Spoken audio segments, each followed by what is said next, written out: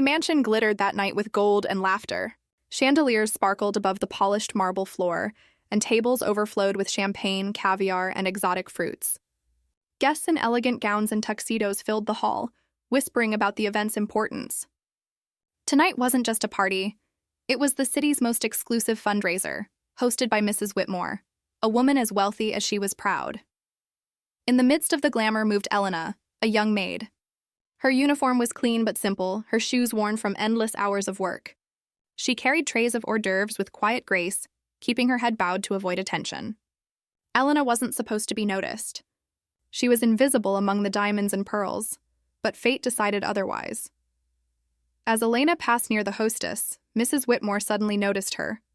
Perhaps it was the slight tear at the edge of Elena's sleeve, or the way her shoes didn't gleam like the marble floor. Whatever it was, disdain filled her face. She clapped her jeweled hands together, drawing the attention of nearby guests. "You!" she barked, pointing at Elena. "Leave this party at once." The room fell silent. Elena froze, the tray trembling in her hands. "Ma'am?" she whispered. Mrs. Whitmore's voice rose louder, sharp enough to echo.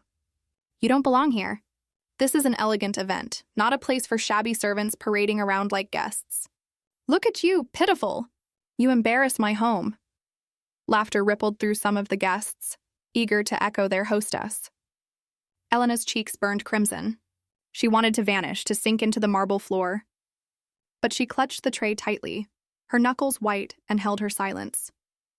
Just then, a deep voice rang out from across the hall. "Is this how you treat the people who make your parties possible?" Heads turned. Striding toward the confrontation was Judge Harrison, the guest of honor. Known for his wisdom and fairness, his presence commanded instant respect. The crowd parted as he approached, his sharp eyes fixed on Mrs. Whitmore. She faltered, her arrogance flickering. "Judge Harrison, surely you see my point?" "No," he interrupted firmly. He turned to Elena, his gaze softening. "Young lady, what's your name?" "Elena," she whispered, her voice trembling. The judge nodded. Then he turned back to the hostess, his tone sharp. "Elena works harder in one evening than most of us do in a week. She carries dignity in her labor, yet you humiliate her for your own vanity. Tell me, Mrs. Whitmore, who embarrasses this home more? The maid serving with grace, or the hostess mocking her in front of guests?" Gasps rippled through the hall. Guests who had laughed now looked ashamed, their eyes cast down.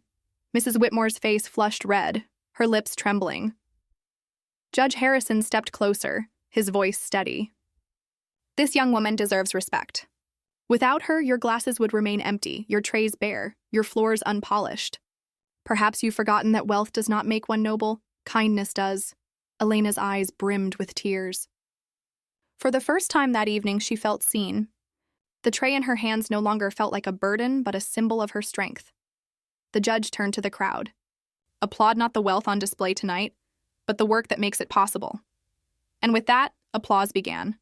Hesitant at first, then thunderous. Guests stood, clapping not for Mrs. Whitmore's wealth, but for Elena. Some even smiled at her, nodding with respect. Mrs. Whitmore stood frozen, humiliated in her own ballroom. For once, no one looked at her with admiration. Her jewels and silks seemed dull under the weight of her disgrace. Elena lowered her tray, her voice soft but firm. "Thank you, sir," Judge Harrison smiled warmly.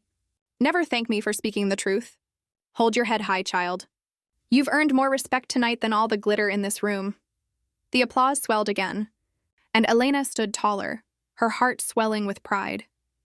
As the night went on, whispers spread, not about Mrs. Whitmore's wealth, but about the maid who had been defended by the most respected man in the city. And though Elena returned to her work, carrying trays with steady hands, she did so with new dignity, because everyone in that glittering hall now knew the truth. Titles and riches fade, but honor shines brightest in those who carry it humbly.